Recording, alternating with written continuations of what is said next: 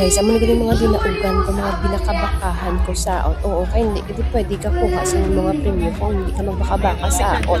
So, pinaka the best na music na ginipasaot nila sa akin ang budot. So, nagbudots ko. Guys, hindi ko kabalo, yung pilit ko kagaling ko magbudots para lang makakuha premium. Ginsumpa ko na ni million times sa mga tao na nagpabudot sa akin noon. Chares, anyway.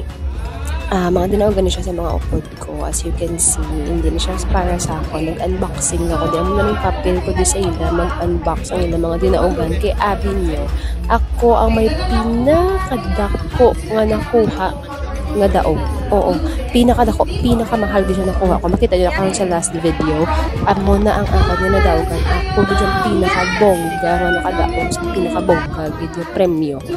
Tanawan nyo bala. So, lipay-lipay na sila kay nakadaog sila cellphone, flip Samsung, tapos may mga smartwatch. Ako the best video nga ako nila daogan.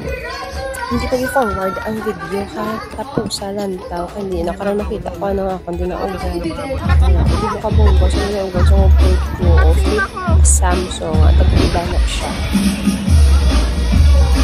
To be honest, wala dito na nag-isa kay tapos na ako na diba? So mga upload ko yung galangot yung buot nila kay amo lang na yung ilan nakuha. Oo, halos sila tanan amo lang na ang nakuha nila cellphone, smartwatch, another cellphone, tapos may nakadaog pa dadakong amount ng money. Ako wala ko diya galangot ang buot ko kay the best man niya ako. Tanawan niyo bala. Oh, kamo na tapos lang daw sa video ha kay mahipos na ko di kay wala ya galain akong buot.